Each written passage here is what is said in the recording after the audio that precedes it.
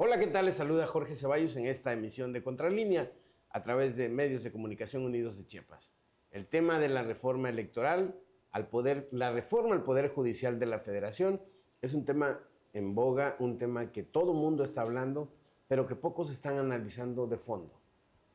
Todos nos estamos yendo con lo que dicen los partidos políticos que conformaron la alianza oficial, Morena, PT Verde, pero son pocas las voces de la oposición, de los juristas, que están interpretando qué es lo que viene para nuestro país en torno a la reforma al Poder Judicial Federal. Para eso, hoy nuestro invitado es el doctor José Alberto Gordillo Flecha, a quien le doy la más cordial bienvenida. Doctor. Muchas gracias, Jorge. Te agradezco infinitamente por esta invitación y gracias a tu auditorio que nos permite poder conversar y exponer estas ideas que tenemos. Por el contrario, doctor, estamos ya prácticamente a menos de un mes de que el Congreso de la Unión lleve a cabo la aprobación de esta reforma al Poder Judicial. En materia jurídica, ¿qué significaría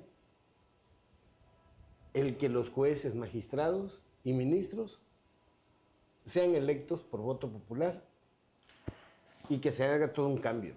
A ver, si fuéramos, en primer lugar, sería un retroceso democrático porque el razonamiento que utiliza el partido en el poder y en especial el presidente Andrés Manuel es el de decir es que el Poder Judicial es una podredumbre, el Poder Judicial no se puede dialogar con ellos no se puede caminar en la cuarta transformación y lo hace en ese énfasis porque él quiere que las cosas salgan a su modo.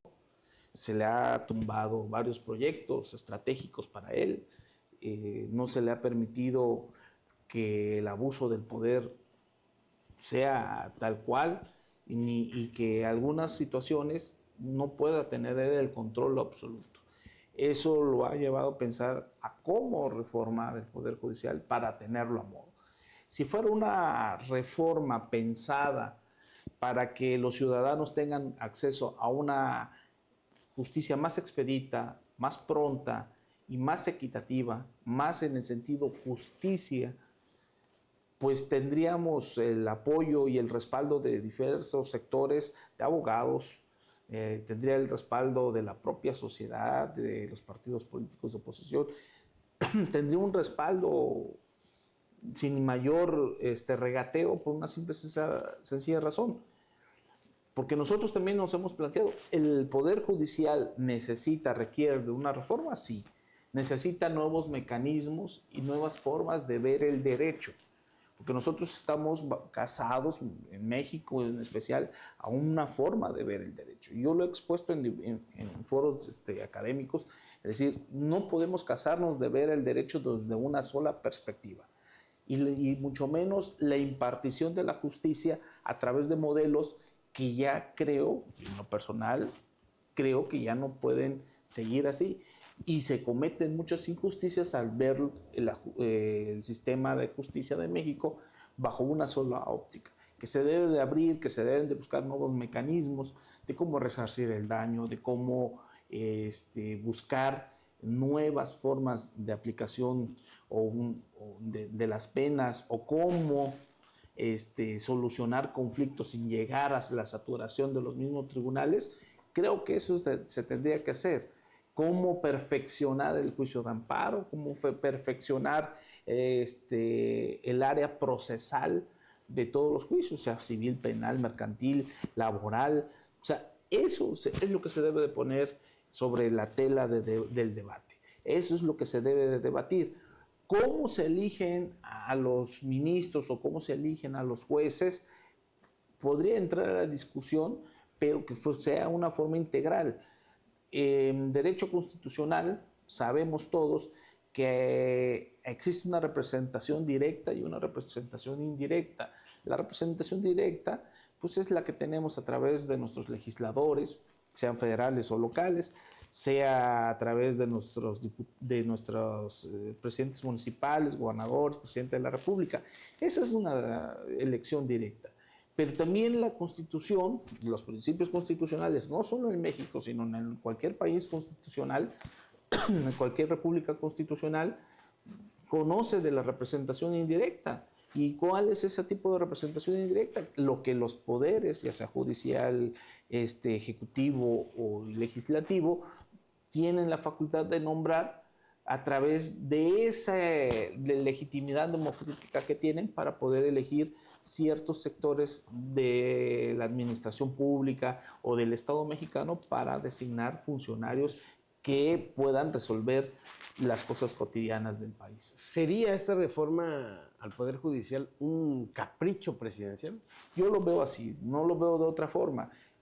No sería capricho si dijeran, lo vamos a llevar, lo vamos a atender, lo vamos a discutir y esperemos que en 1 año, 2 años, podamos construir una reforma judicial idónea para México.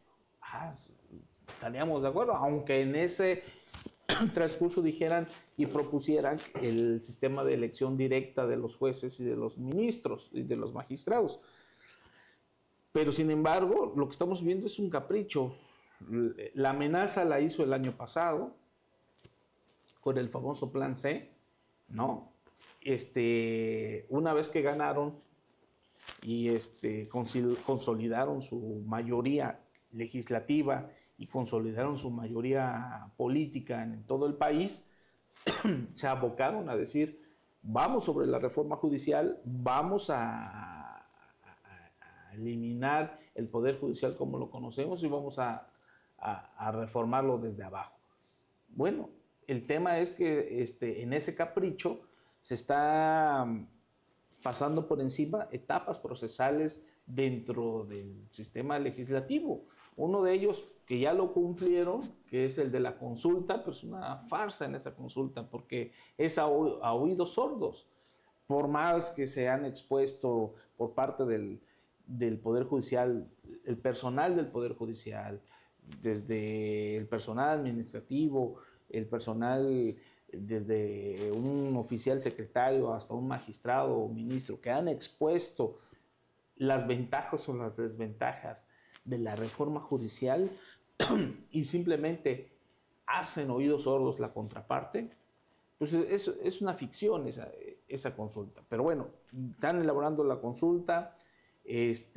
Ahora a esta legislatura ya no le daría tiempo. Estamos, ¿qué? Hoy es 20 de agosto. Ya anunció Ignacio Mier que esta misma semana dictaminan. Tendrían que dictaminar, pero lo tendrían que remitir inmediatamente con algo muy express que la propia Corte ha echado abajo precisamente esos dictámenes express del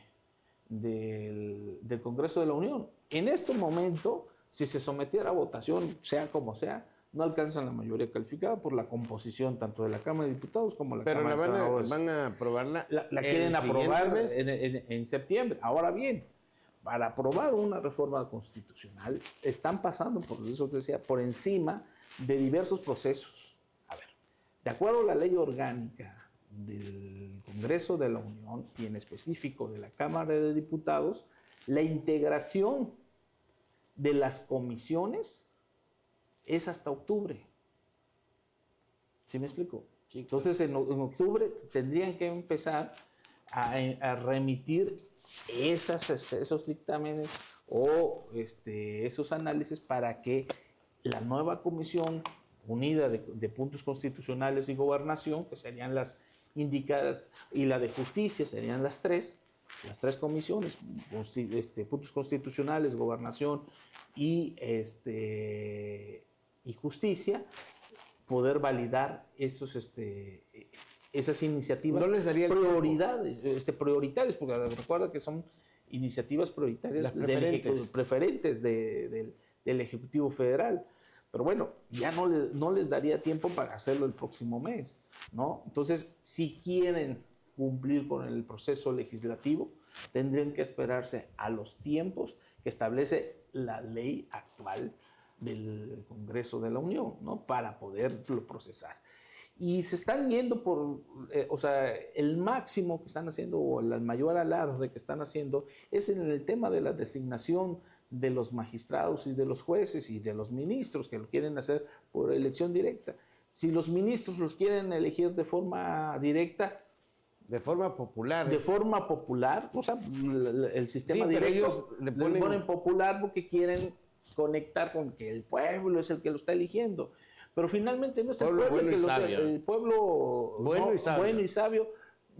O sea, imagínense, le ponen más atención a un programa de reality show como esta de la Casa de los Famosos, que le van a poner atención. Si no van a votar para elegir a veces a alcaldes o presidentes municipales o diputados o presidentes, menos van a ir para votar a ministros. Y quienes van a venir eligiendo a esos ministros o a esos magistrados o a esos jueces va a ser una minoría, y quizá una minoría cooptada por intereses, ya sea intereses de facto como la delincuencia organizada, intereses de facto como el empresarial, intereses de facto como sectores políticos. O sea, no sabemos quiénes, porque pues el que quiera ser juez, magistrado o ministro no va a bastar con su capacidad académica, no va a bastar con la preparación ni con la meritocracia judicial. Van a tener que salir a las calles o a los diversos foros que le permitan abrir a decir y a manifestar que él es el mejor para ser juez. Pues así como un político, un candidato a diputado, un candidato a presidente municipal, si quieres que te lleve agua a tu colonia, vota por mí. ¿Qué va a ofrecer un juzgador? Si quieres quedar libre, vota por mí. Si quieres que el amparo salga rápido, vota por mí. Y no está en ellos esas soluciones, está en la ley. O sea, ellos no se pueden mandar solos. Si en la ley, si les damos mejores herramientas, ten por seguro que van a hacer mejor su trabajo. Pero hay una desviación óptica del por qué están nombrando o quieren nombrar bajo ese sistema a los magistrados, a los ministros y a los jueces. Le echan toda la culpa al Poder Judicial Federal, pero han perdido de vista una situación. El problema no está en el Poder Judicial. El problema, en todo caso, está en las fiscalías, ya sean del orden federal con la FGR o en las fiscalías estatales, que ahí sí no ha existido una reforma de gran calado, porque nada más les han cambiado la imagen, han pasado de procuradurías a fiscalías, pero no han hecho una reforma de gran calado donde el sistema de administración de justicia que les corresponde a ellos les permita hacer bien su trabajo, más eficaz, y que además sean contundentes al momento de presentar las debidas ante un juez, por en el caso penal, una carpeta de investigación bien integrada para que puedan imputar delitos a alguna persona. Porque el juez no los libera porque los quiso liberar, los libera porque pues, el fiscal o el Ministerio Público no integraron bien la carpeta de investigación, ¿no? O en algunos otros casos porque no cumplieron como los procedimientos procesales debidos. Entonces, el juez tiene que tomar una determinación y lo hace con toda la frialdad. Hay un principio jurídico que viene desde los romanos, que los romanos lo inventaron, que dicen, tú dame los hechos y yo te daré el derecho. Punto. O sea, no es una cuestión de que el juez regularmente resuelve con la frialdad de lo que le estás poniendo en el papel. Y en derecho penal, ante la duda, se tiene que absolver. Exactamente. Han sucedido casos así que dice uno, no puede ser posible que lo absolva. Bueno, pues ha sucedido. Ahora, ese es en el caso de la óptica en lo federal, que le están echando toda la culpa a los jueces federales y no ponen atención al tema de las fiscalías, ni de la federal ni de las locales. Ahora, otra cosa que están perdiendo de perspectiva, están atacando o están utilizando las emociones y los sentimientos de la propia sociedad, de ese pueblo bueno y sabio, como tú dices. donde le dicen, oye, pero pues, o sea, tu pensión alimenticia o el que dejaron libre al ladrón que te quitó tu billetera, tu propiedad o te robó tu carro y lo dejaron libre. Bueno, esos son delitos del orden común y lo resuelven jueces del orden común. No lo resuelve la justicia federal, lo resuelven los jueces del orden común. Y donde se ha detectado una gran podredumbre son en los tribunales de justicia locales, en los juzgados locales del Foro Común. Es donde también se tendría que hacer una reforma de gran calado y un sistema disciplinario mucho más contundente, donde los magistrados y jueces del Foro Común tengan una efectividad de revisión de por qué llegaron y cómo han construido su carrera judicial. Porque tú sabrás, y tú lo has visto, hay jueces que son improvisados, que llegan por amiguismo. Aquí no solamente jueces, hay ministros, y ahí está Lenia Batres. Bueno, ya no digamos de Lenia Batres, ya que ese es un caso perdido, dijéramos, ¿no? Pero en el caso particular del Poder Judicial local, pues en eso se tendría que poner atención, revisar cómo llegaron y cómo están construyendo y cómo están haciendo el derecho para poder impartir justicia a lo que más te duele, que es tu patrimonio, que es tu libertad, que es tu situación familiar. Entonces, eso sí se debería de poner atención en los tribunales locales. Y que muchas de las veces, y eso estamos perdiendo la perspectiva, que muchas de las veces el Poder Judicial en diferentes situaciones, sea laboral, mercantil, civil, penal, incluso electoral, quienes le corrigen la plana es el Poder Judicial Federal. Y les dice, ya sea a través de amparo o de otros mecanismos que le permite la Constitución, les dice, oye, tribunal o oye, juzgador local, estás mal. Esto no es así. Y te ordeno que pongas en libertad inmediata a esta persona porque no estás acreditando la plena responsabilidad de la persona, del imputado, o no estás considerando estos beneficios, o no estás considerando estos argumentos, y les corrigen la plana. Esta reforma al Poder Judicial surge desde la óptica del presidente de que todos son corruptos, desde un capricho, o es una necesidad de desaparecer lo que desde hace más de 25 años viene funcionando. Es un capricho y es un desconocimiento total. Partamos de que pues, el presidente no es abogado, es más, ni siquiera sé que sea. Es licenciado en Ciencias Políticas. Que tardó 14 años, o cuántos años tardó en titularse, pero bueno, pues no es abogado. Y los que lo rodean, pues ahí está Lenia Batres, no sabe ni la exponer. De Educación. No sabe. Ese tema no. Como que no les gira, no les gira, pues. O sea, imagínate ver hacen abogados en un día. Yo quisiera haberme titulado. La maestría y el doctorado. En un día, y de fast tracks, ¿no? Bueno, el tema es que pues, el señor no conoce de derecho, ¿no? Y él mismo lo ha dicho. No necesito más que mi calidad moral para que las cosas sucedan.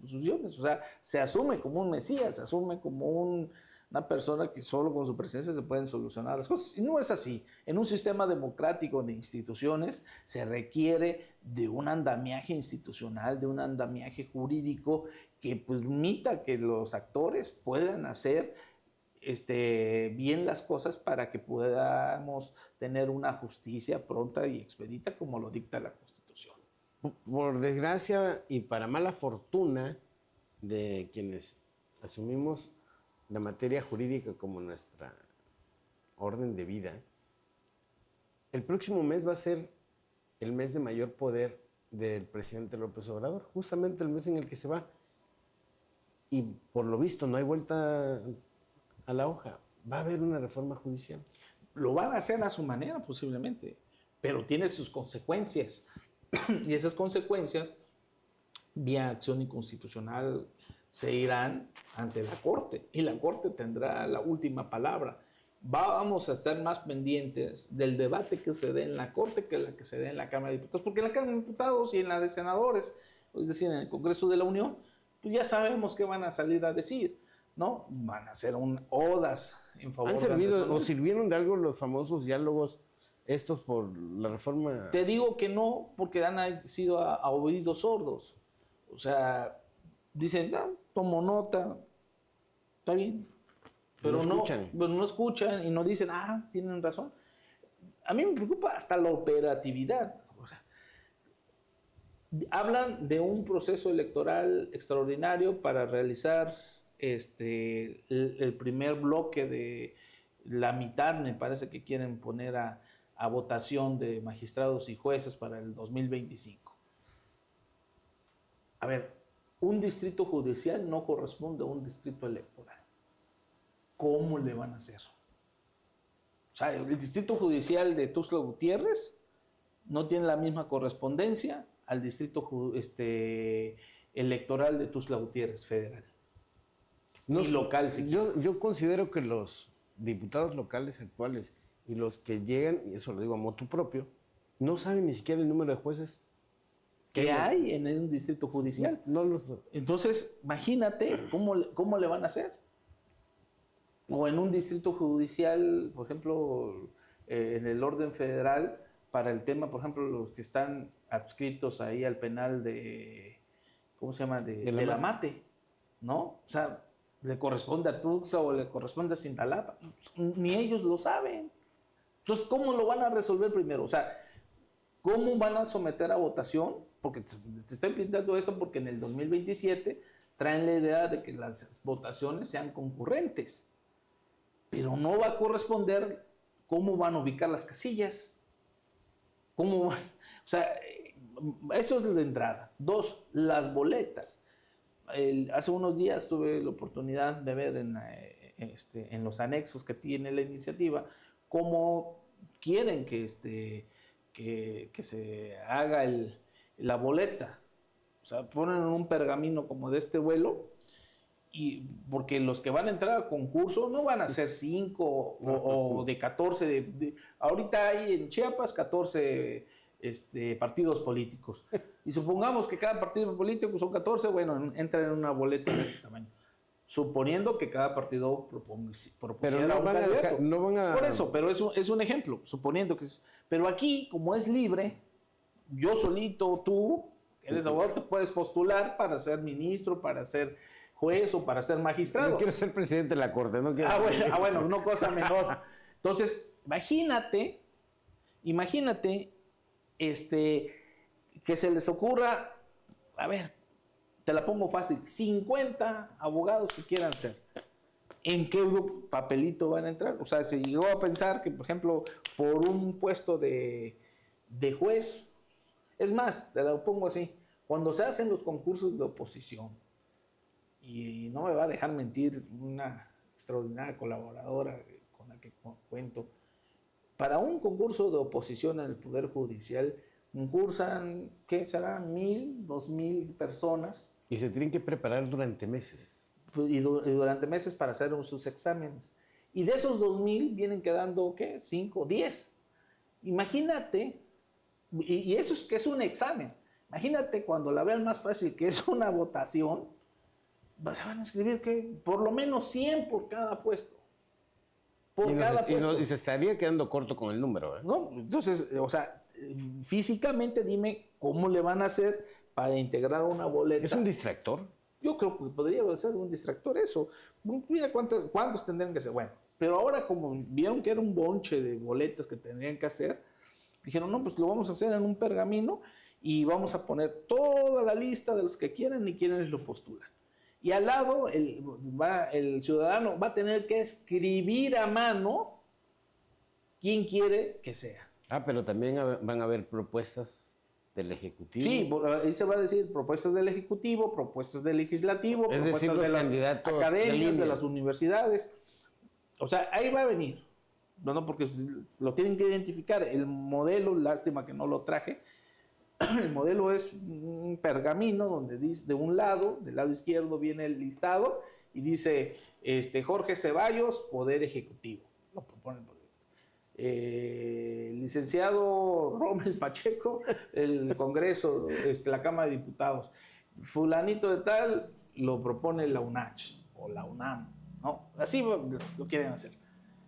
Bueno, entonces, de eso, el ciudadano, no sé cuánto tiempo se vaya a tener que tardar en la casilla, en la mampara, para leer todo eso, esa lista de personalidades. Les va a llevar el día, personalidades y todavía anotar. Hay gente que escribe muy rápido, yo escribo muy lento. Entonces, imagínate cuánto por persona dentro de una mampara, ¿cuánto te imaginas que te lleve? ¿15 minutos? ¿30 minutos? ¿Cuántos van a votar? ¿Y cuántos van a votar? ¿No? Si hay veces que no da tiempo votar porque el horario es de 8 a 6 de la tarde y pues la gente llega al último momento y es donde se arman las grandes filas o tienen ciertos horarios, ¿no? Entonces, no sé cómo le van a hacer. Doctor, entonces, operativamente no es factible ese sistema. Entonces, estamos regresando a un momento arcaico que ya se había superado y que en algunos modelos democráticos había funcionado como el sistema cantonés de los suizos, pero ya los suizos también se dan cuenta que en su sistema no es muy operativo, porque la población crece. Y aquí estamos hablando que simplemente en Chiapas somos 5 millones de habitantes. ¿Cómo hacemos que 5 millones de habitantes tengan una representatividad? Doctor, antes de que se nos acabe el tiempo, igual esta misma semana seguramente el INE va a aprobar las listas de diputados plurinominales. Han habido quienes dicen que va a haber una sobrerepresentación de Morena, PT Verde. Hay quienes estamos viendo que lo que el Instituto Nacional Electoral va a hacer es una interpretación literal de lo que mandata el artículo 54, fracción quinta de la Constitución. Ahí habla precisamente de sobrerepresentación de partidos políticos. ¿Cuál es su opinión? Mi opinión es, nosotros estamos convencidos y respetamos las instituciones, en este caso en el INE, pero tampoco vamos a permitir, jurídicamente hablando, que se nos avasalle. Y vamos a hacer las defensas jurídicas en torno a la representación, porque efectivamente lo están viendo de una forma muy literal, lo expresado en el artículo 54 de nuestra Constitución, en el que establece que ningún partido político podrá tener un 8% de sobrerepresentación o subrepresentación, es decir, hacia abajo. En este sentido, habla de partidos políticos, no habla de coaliciones ni de candidaturas comunes y todo eso. No habla de las coaliciones. Sin embargo, la gente salió a votar por un partido político, en especial en este caso por Morena. Y Morena tuvo una sobrerepresentación porque la gente así lo decidió y votó por Morena. Esporádicamente votó por el Verde, esporádicamente votó por el PT y por sus demás aliados. Pero la fuerza de la votación se dio en Morena. Entonces, eso le da una mayor sobrerepresentación.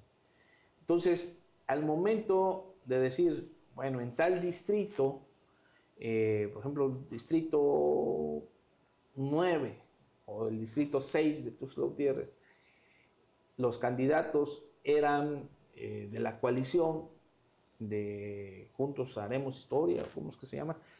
Y pero va siglado por el PT.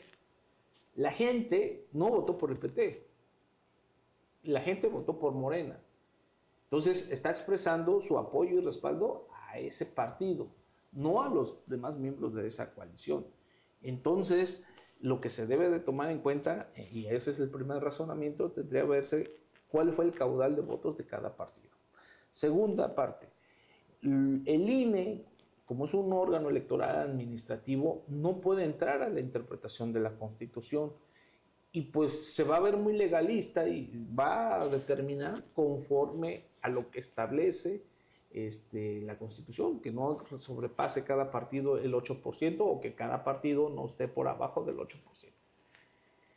Eso implicaría que el INE se lavaría las manos como Pilatos y le pasaría la papa caliente al Tribunal Electoral, que ellos sí tienen esa facultad para poder razonar la Constitución, poder hacer una interpretación de la Constitución y decidir si hay subrepresentación o no. Y yo creo que en ellos estaría la respuesta. Yo sí que pienso que sí hay una sobrerepresentación y que, aunque no lo explicite la Constitución al hablar de coaliciones, pues para eso está el tribunal. Es un tribunal electoral constitucional, porque resuelve temas de constitucionalidad, al igual que la Corte. Entonces, tienen, dijera mi maestro en materia administrativa, el Tribunal Electoral es un órgano formalmente jurisdiccional, pero materialmente legislativo, porque puede, a través de sus decisiones, reformar o por lo menos cambiar el sentido de una norma ya preestablecida, ya sea en la Constitución o en la propia ley. Entonces, yo creo que el peso no lo va a tener el INE. El INE se va a lavar las manos, se le va a pasar la papa caliente al Tribunal Electoral y el Tribunal Electoral tendrá todo el peso encima de poder.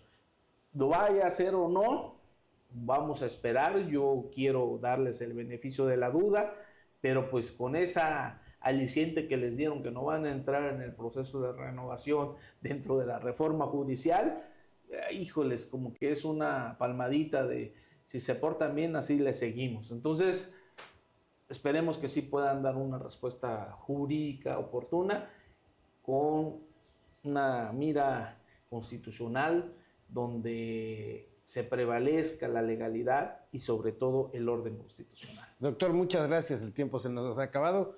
Soy Jorge Ceballos y le agradezco el habernos acompañado. Hasta la próxima.